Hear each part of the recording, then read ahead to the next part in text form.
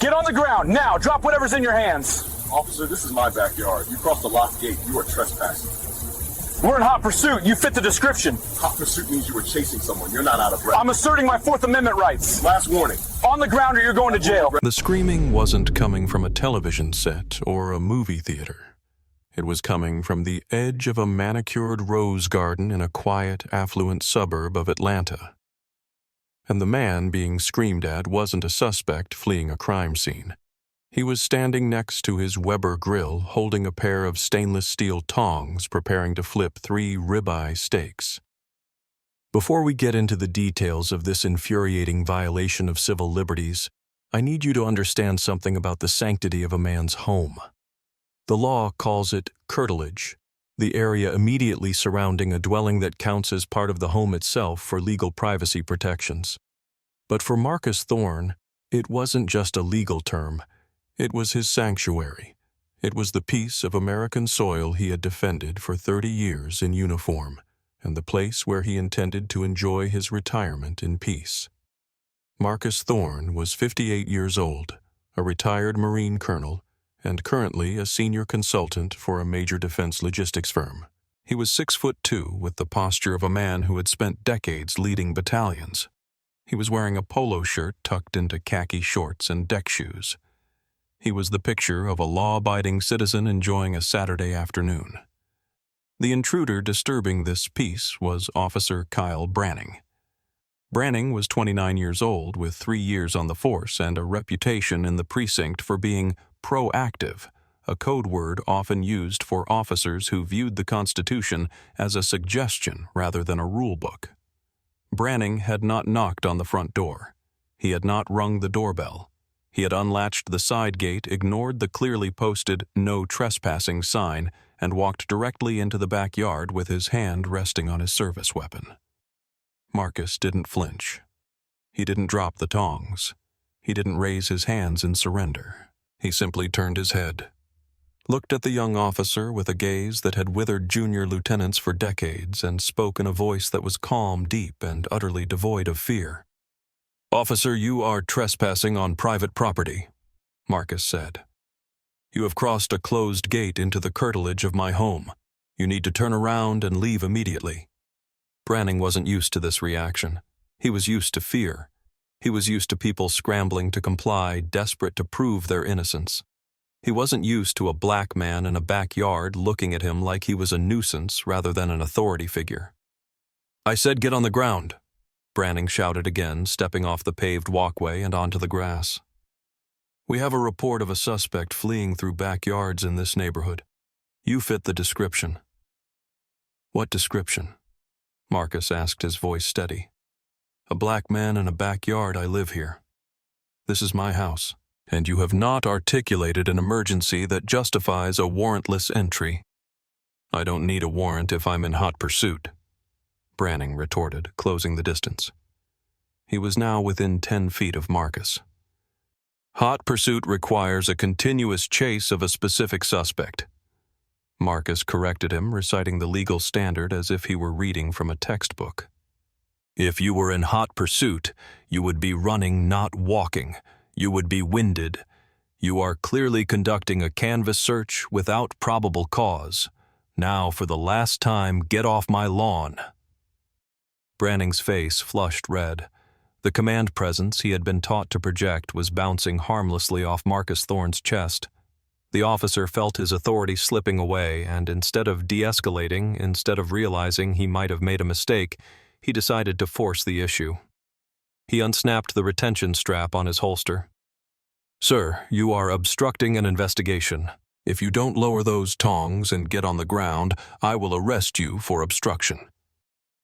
Marcus turned his body fully toward the officer. He placed the tongs slowly on the side table of the grill.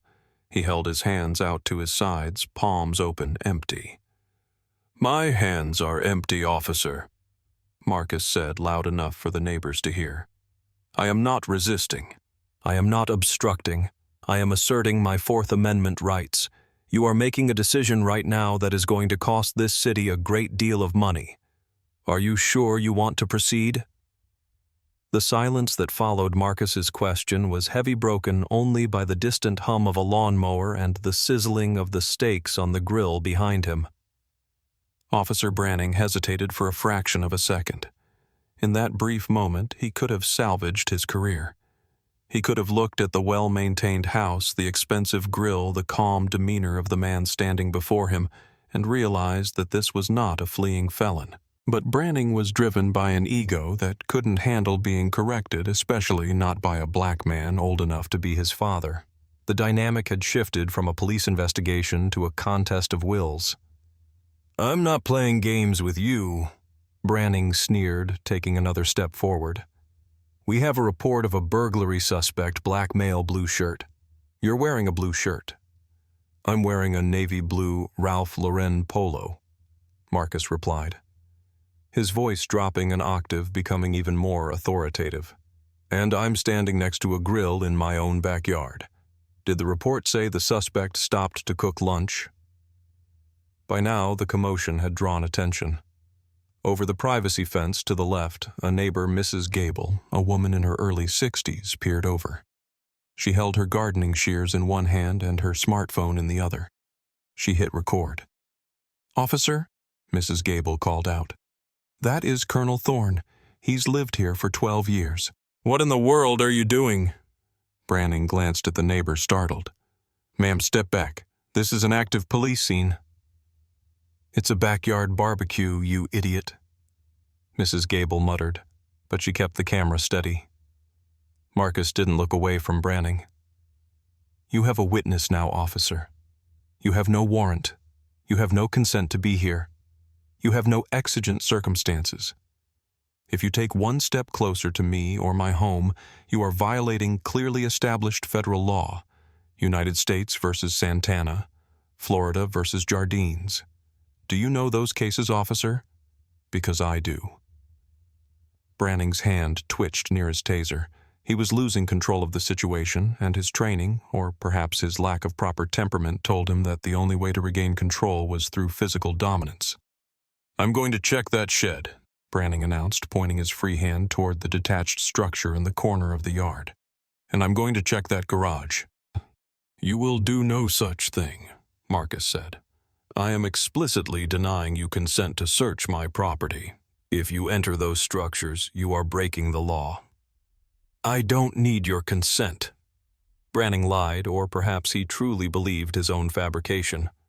"I'm clearing the area for officer safety." "Officer safety does not trump the Constitution," Marcus said. "You cannot create the emergency that justifies the intrusion. You came in here.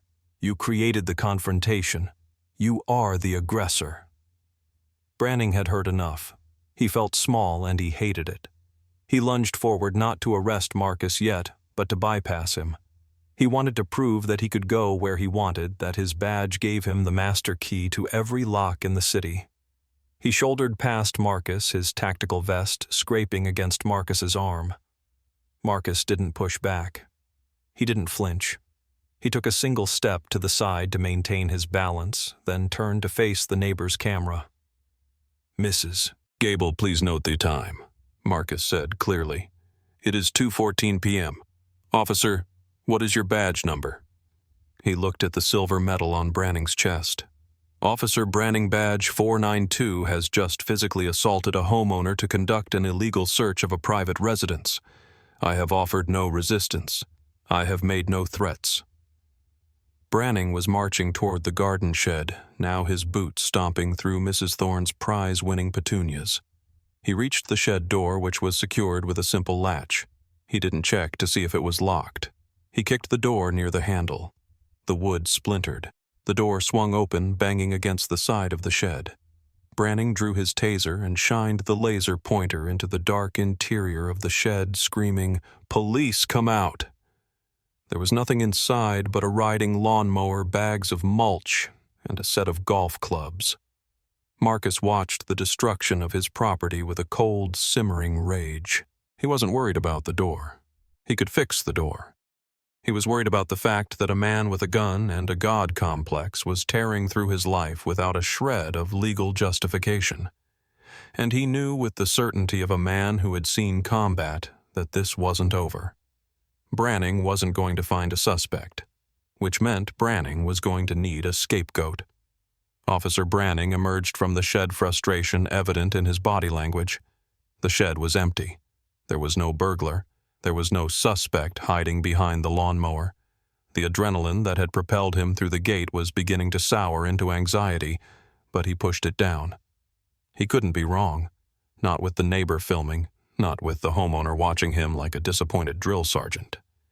He turned his attention to the detached garage. It was a large two-car structure with a side door.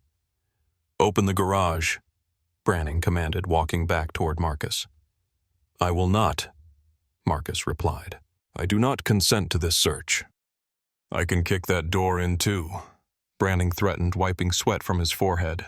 The afternoon sun was beating down, and the heat was rising in more ways than one. "And you will add destruction of property to your list of felonies," Marcus said. "That is a custom mahogany door. It costs more than your annual salary." Branning didn't kick the door. Instead, he tried the handle. It was unlocked.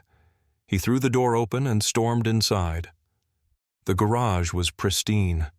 The floors were epoxy-coated. Along the walls, tools were hung with surgical precision. In the center of the bay sat a 1969 Chevrolet Camaro, fully restored, gleaming in midnight blue. It was Marcus's pride and joy, a project he had spent 5 years completing. Branning moved through the garage, overturning a stack of plastic bins near the wall. He looked under the car. He opened a storage locker and slammed it shut. He was desperate to find something, anything that would justify his presence. A stolen bicycle, a pile of electronics, a bag of drugs. There was nothing, just the immaculate possessions of a successful, organized man. Outside, the audience was growing. Another neighbor, Mr. Henderson, had come out to his back porch. He was a retired attorney. "Officer," Henderson shouted from 2 yards away, "you are way out of bounds. That is a warrantless search of a curtilage structure. You need to exit that garage immediately." Branning came out of the garage looking like a cornered animal. He had found nothing. He had destroyed a shed door. He had 2 witnesses recording him and shouting legal precedents. And standing in the middle of the yard, calm as a statue, was Marcus Thorne. Branning marched up to Marcus. He was breathing hard. He needed to regain control. He needed to win. "You're under arrest," Branning spat out. Marcus raised an eyebrow. "For what crime?" "Obstruction of justice," Branning said, grabbing his handcuffs. "And disorderly conduct." "Asserting my rights is not obstruction," Marcus said, his voice level. "And I have been the only orderly person here. You are arresting me because your ego is bruised and you didn't find the imaginary suspect you were looking for." "Turn around," Branning shouted, grabbing Marcus by the shoulder and spinning him around. Marcus didn't fight. He knew that any physical resistance, even a tensed muscle, would be used to justify a beatdown. He allowed himself to be turned. He brought his hands together behind his back. The back door of the main house opened. Dr. Elena Thorne stepped out. She was 55 years old, a pediatrician wearing scrubs and holding a glass of iced tea. She saw her husband of 30 years being handcuffed by a sweating, frantic police officer. She didn't drop the tea. She didn't scream. She set the glass down on the patio table, pulled her phone from her pocket, and walked toward them. "Officer," she said, her voice cutting through the air like a scalpel. "I am Dr. Elena Thorne. I am recording this. You are arresting my husband, Colonel Marcus Thorne. You have exactly 5 seconds to tell me why before I call the chief of police, who happens to be a patient of mine." Branning faltered as he clicked the cuffs shut. He obstructed my investigation, ma'am. He refused to cooperate." "Refusal to cooperate is not a crime," Elena said, zooming in on the officer's nameplate. "You are making a mistake that is going to end your career. Look at him. He is compliant. You are the one who is shaking." "I'm taking him in," Branning said, shoving Marcus forward. Let's go. Elena, Marcus said over his shoulder. Call the lawyer, save the footage from the security cameras. Do not let him back in the yard without a warrant. I've got it, Marcus, she said. Don't say a word to him. I know the drill, Marcus said. Branning marched Marcus Thorne out of his own backyard through the broken gate and toward the squad car parked haphazardly in the middle of the street. Neighbors were now lining the sidewalk, phones raised, shaking their heads. It was a neighborhood spectacle, but not the kind Branning had wanted. He had wanted to be the hero catching the bad guy. Instead, he looked like a bully dragging a pillar of the community away in chains. The walk to the patrol car was a masterclass in dignity versus desperation. Marcus walked with his head high, his stride measured despite the handcuffs biting into his wrists. He nodded once to Mr. Henderson, the retired attorney who gave a grim thumbs up, signaling that legal help was already being summoned. Officer Branning, on the other hand, was practically vibrating with nervous energy. He gripped Marcus's arm tighter than necessary, his eyes darting between the neighbors filming on the sidewalk. He knew deep down in the pit of his stomach that this had gone sideways. But the sunk cost fallacy was hammering in his brain. If he just booked the guy, if he just wrote the report creatively enough, maybe he could make the charges stick. Maybe he could justify the search. He shoved Marcus against the side of the cruiser. Spread your legs, Branning commanded, patting him down for weapons. I have a pocket knife in my right front pocket, Marcus stated neutrally, and my wallet in the back left. Branning fished out the wallet. He flipped it open. The military ID was right there next to the driver's license. Colonel USMC Rhett. Branning stared at it for a second. The realization that he had just arrested a high-ranking military officer started to sink in, but he shoved the wallet into his own pocket. Get in, Branning said, opening the back door and guiding Marcus's head down. The interior of the patrol car smelled of stale sweat and industrial disinfectant. The hard plastic seat was uncomfortable, designed to be inhospitable. Marcus slid in and sat upright. He didn't lean back. He didn't slump. He waited. Branning got into the driver's seat. He didn't start the car immediately. He sat there gripping the steering wheel, looking at himself in the rearview mirror. He needed to compose his narrative. He picked up the radio. Dispatch 4 Lincoln 20, 1 in custody, transporting to Central. Copy 4 Lincoln 20. What are the charges? The dispatcher asked. Branning hesitated. Obstruction, resisting, disorderly. Copy. Branning started the engine and pulled away from the curb. The drive to the station was agonizingly quiet. Usually arrestees bargained. They begged. They threatened. They yelled. Marcus Thorne did none of that. He sat in perfect silence. He stared at the back of Branning's head, his expression unreadable in the rearview mirror. You shouldn't have interfered, Branning said after 5 minutes, unable to handle the silence. If you just let me look in the shed, none of this would have happened. Marcus said nothing. I'm just doing my job. Branning continued, his voice rising slightly. We have reports of break-ins. I can't just let people hide suspects. Marcus remained silent. He knew his rights. He knew that anything he said would be twisted in the police report. Officer attempted to engage suspect in conversation. Suspect was belligerent. Silence was the only weapon he needed right now. You think because you were in the military you're special? Branning asked, glancing back. Laws apply to everyone. Marcus closed his eyes for a moment, took a deep breath, and reopened them. He focused on a spot on the partition. He was meditating on the Fourth Amendment. He was composing the opening statement of his lawsuit in his head. They arrived at the precinct. Branning drove into the sally port, the heavy garage door rattling shut behind them. He pulled Marcus out of the car and walked him to the booking area. This was where the power dynamic shifted permanently. The desk sergeant was Sergeant Miller, a 50-year-old black man who had been on the force for 25 years. He was reviewing paperwork when Branning walked in with Marcus. Miller looked up. His eyes went wide. He stood up slowly. Colonel Thorne. Miller asked, his voice confused. Marcus looked at the sergeant. "Hello, Sergeant Miller. How is your son doing at West Point?" He's doing great, sir. Made the dean's list," Miller stammered. He looked at the handcuffs on Marcus's wrists. He looked at Officer Branning. "Branning, why is Colonel Thorne in cuffs?" He obstructed my investigation," Branning said.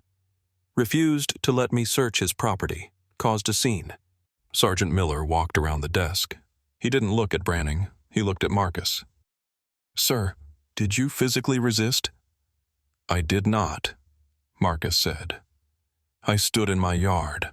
Officer Branning entered through a closed gate without a warrant, searched my shed and garage against my will, and arrested me when I asked for his badge number." Miller turned his gaze to Branning. It was a look of pure disappointment and impending doom.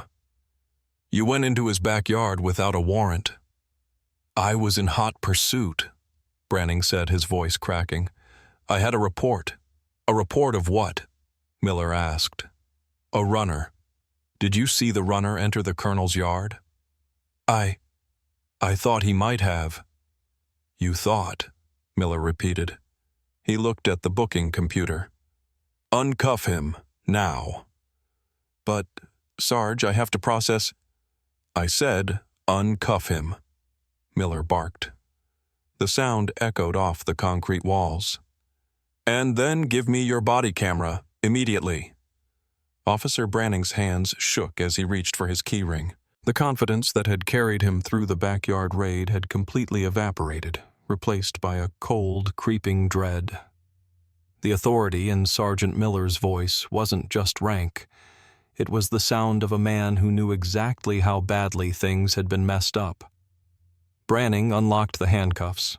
The metal clicked and Marcus brought his arms forward, rubbing his wrists where the steel had dug in. He didn't complain. He didn't rub it in. He simply adjusted his cuffs and looked at Sergeant Miller. "Thank you, Sergeant," Marcus said calmly. "Sir, I apologize," Miller said, looking pained. "You can have a seat in the waiting area while we sort this out." "I prefer to stand," Marcus replied. "And I would like to ensure that the footage from Officer Branning's camera is preserved immediately. I want the audit log to show that it was uploaded and not tampered with." "It's being pulled right now," Miller said. He held out his hand to Branning. "Camera, now." Branning unclipped the device from his chest and handed it over. He looked like a child caught stealing from the collection plate. "Go to the break room," Miller ordered Branning. "Do not speak to anyone. Do not write your report yet. Wait for the watch commander." Branning slunk away, disappearing down the hallway. Miller turned back to Marcus. "Colonel Captain Miller, no relation, is the watch commander today. He's upstairs. I've already buzzed him." "I know Jim," Marcus said. "We served on the Veterans Outreach Committee together." Of course they did. Branning hadn't just arrested a homeowner, he had arrested a fixture of the local civic infrastructure. Moments later, Captain James Miller, a man with graying temples and a weary expression, came through the secure doors. He saw Marcus standing by the booking desk, rubbing his wrist. He saw the stormy look on Sergeant Miller's face. "Marcus." The captain stopped looking between the men. "Please tell me this is a social call." "I wish it were Jim," Marcus said. "Your Officer Branning entered my property without a warrant, damaged my shed, searched my garage, and arrested me for asserting my Fourth Amendment rights. My wife has the entire incident on video, as do two of my neighbors." The captain closed his eyes and pinched the bridge of his nose. He let out a long, slow exhale. Okay. Sergeant, bring up the footage. We're going to watch this right now. Marcus, come into my office." They moved into the glass-walled office adjacent to the booking area. The captain sat at his desk. Marcus sat opposite him. Sergeant Miller connected the body camera to the dock and pulled up the file on the large monitor on the wall. The video began. The quality was crisp, 1080p high definition. The audio kicked in. Get on the ground. Do it now. The captain watched. He saw the pristine lawn. He saw Marcus standing by the grill. He heard the clear, articulate refusal of consent. He saw the no trespassing sign as Branning pushed past the gate. When Branning shouted, "I don't need a warrant if I'm in hot pursuit," the captain winced. "He's walking," the captain muttered to himself. "He's not even out of breath. There's no pursuit." The video continued. The kick to the shed door. The search of the garage. The captain's face grew darker with every second. He saw the arrogance, the escalation, the complete disregard for policy and law. Then came the arrest. "You're under arrest. For what crime obstruction?" The captain hit the space bar, pausing the video on the image of Marcus being spun around. He swiveled his chair to face Marcus. "Marcus, I don't know what to say. This is indefensible." "I know," Marcus said. "That's why I'm filing a federal lawsuit on Monday morning. I'm telling you this now, Jim, because I respect you, but this officer is a danger to this community. If he did this to me, someone who knows the law, someone with resources, what is he doing to the kids in the South District? What is he doing to people who don't know the word curtilage?" The captain nodded slowly. "You're right. You're absolutely right." "I want the booking record expunged," Marcus said. "I want my belt and shoelaces back, and I want to go home to my wife." "Consider it done," the captain said. "We're releasing you immediately, detention only. No charges filed. And I want copies of all reports and this video," Marcus added. "By tomorrow. You'll have to go through FOIA for the video officially, but I'll make sure the request is expedited. Top of the pile." Marcus stood up. "Officer Branning needs to be off the street, Jim." "He's done for the day," the captain said grimly. "And Internal Affairs will be opening a file before the sun goes down." Marcus walked out of the office. He didn't smile. He didn't feel triumphant. He felt tired. He had spent his life defending the country, only to have to defend his own backyard from the people sworn to protect it. He collected his personal effects from the sergeant, his wallet, his keys, his pocket knife. He signed the release form. "Uber is outside," Marcus said, checking his phone. "We can drive you home, sir," Sergeant Miller offered. Marcus looked at the police cruisers parked outside. "No, thank you, Sergeant. I think I've had enough of police cars for one day." While Marcus was in the Uber heading back to his interrupted barbecue, the atmosphere inside the precinct turned radioactive. Captain Miller walked out of his office and went straight to the break room. Officer Branning was sitting at a table staring at a vending machine. He stood up when the captain entered. "Sit down," Miller said. His voice was dangerously quiet. Branning sat. "I just watched the video," Miller said. "In my 22 years on this job, I have never seen a more flagrant violation of the Fourth Amendment committed by one of my own officers. You walked into a fenced yard, ignored a posted sign, broke a door, and searched a garage without a warrant, without consent, and without a suspect in sight. Captain, I had a report." "Stop." Miller held up a hand. "I listened to the dispatch tapes, too. The call was for a suspicious person 3 streets over. You were on a fishing expedition, and when you got caught, instead of apologizing, you arrested a retired Marine colonel." Branning paled. He was a colonel. "Does it matter?" Miller leaned in, placing his hands on the table. "Does it matter if he was a colonel or a fry cook? He was a citizen on his own property. You violated his civil rights. You violated department policy. You violated the law. I thought he was hiding something. He was too calm." "He was calm because he knew you were wrong," Miller said. "He was giving you a chance to walk away, and you were too arrogant to take it. You are on administrative leave effective immediately. Hand over your badge and gun." Branning's hands shook violently as he unholstered his weapon and placed it on the table. He unpinned his badge. Am I getting fired?" That's up to the chief and the city manager, Miller said, collecting the items. But if I were you, I'd start looking for a new line of work.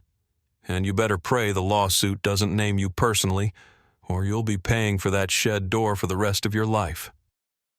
Back at the Thorne residence, the scene had calmed, but the tension remained. Dr. Elena Thorne was sitting on the patio reviewing the footage on her phone. When Marcus walked through the gate, the one Branning had left unlatched, she stood up and hugged him.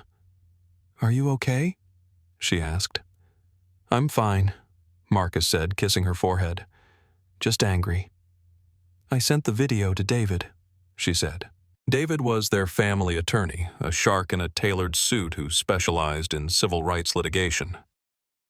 "Good," Marcus said. He walked over to the grill. The steaks were ruined cold and gray on the grates. He stared at them for a moment, then closed the lid. "We're ordering pizza tonight." "David said the city attorney is going to have a heart attack when they see this," Elena said. "They should," Marcus replied. "They hired him. They trained him. They put him on the street with a badge and a gun and no understanding of the law." The next morning, Sunday, the story began to ripple out.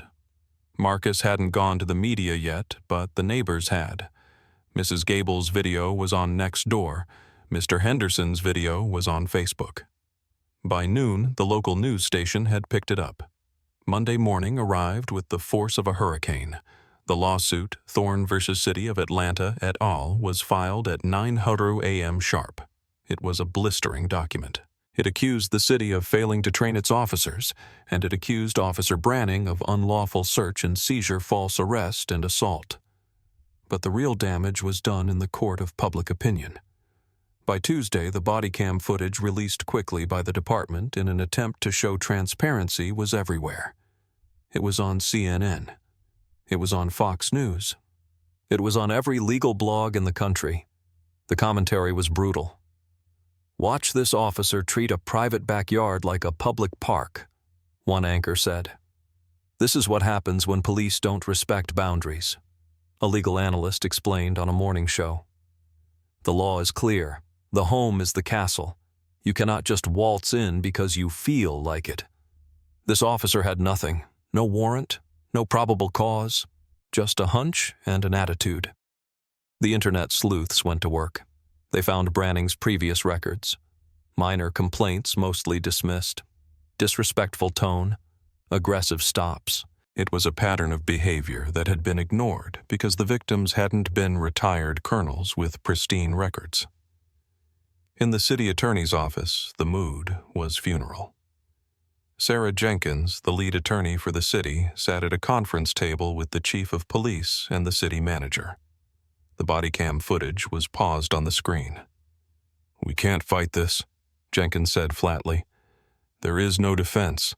He wasn't in hot pursuit. The curtilage violation is textbook.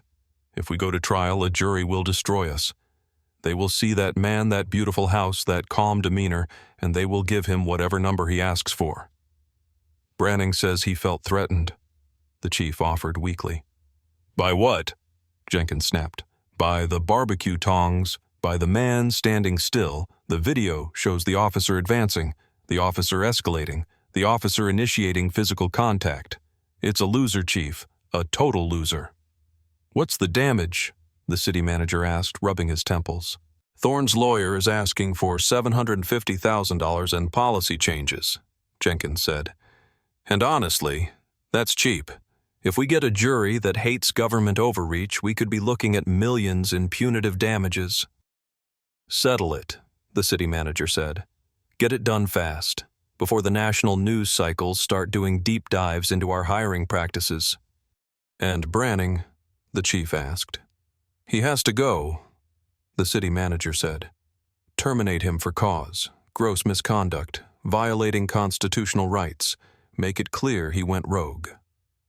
The negotiations took 3 weeks. The city wanted a confidentiality agreement. Marcus refused. He wanted the settlement public. He wanted the admission of wrongdoing on the record. "I don't need their money to be quiet," Marcus told his lawyer. "I want them to pay so they remember. Silence is free. Justice costs." In the end, the city folded. They agreed to a settlement of $480,000. They agreed to a public statement acknowledging that Officer Branning had violated department policy and the Fourth Amendment. And they agreed to implement a new training module specifically on curtilage and warrantless entries, which would be mandatory for all officers. Kyle Branning was fired 2 days before the settlement was signed. The union declined to fight for his job. The video was too damning. He was unhireable in law enforcement. 6 months after the incident, Marcus and Elena stood in their backyard. The gate had been repaired. The shed door was fixed. The rose garden was in full bloom. "The check cleared," Elena said, holding up an email on her tablet. "Good," Marcus said. He was cleaning the grill. "What do you want to do with it, Hawaii, a new boat?" "No," Marcus said. "I've been thinking about that legal defense fund, the one for the folks on the other side of town, the ones Branning harassed before he got to me." "The Liberty Defense Fund. That's the one," Marcus said. "Send them half. Keep enough to cover David's fees and maybe a nice dinner. But the rest, let's help the people who can't stand up for themselves." Elena smiled. "I love you, Marcus." "I love you too." Marcus looked at the fence line. He looked at the spot where Branning had stood demanding submission. He felt a sense of peace not because the money was in the bank, but because the boundary had been restored. The line had been drawn. He lit the grill. It was time to finally cook those steaks. Conclusion. The sanctity of a home is one of the oldest and most sacred rights we possess. It is the one place where the government cannot go without a very good reason. Marcus Thorne's story is a reminder that these rights are not self-enforcing. They require knowledge, courage, and sometimes the willingness to stand firm in the face of intimidation. Marcus was lucky. He had the training to remain calm, the resources to fight back, and the witnesses to prove his innocence. But how many others have their privacy invaded and their lives disrupted because they don't know the magic words to say or don't have a camera rolling? This settlement wasn't just a payday. It was a warning shot to every officer who thinks a badge is a license to trespass. It was a victory for the Fourth Amendment. What would you have done if an officer walked into your backyard like that? Would you have known your rights well enough to stand your ground? Let me know in the comments below. And if you believe in holding authority accountable, hit that like button and subscribe for more stories of justice served. Stay safe and know your rights.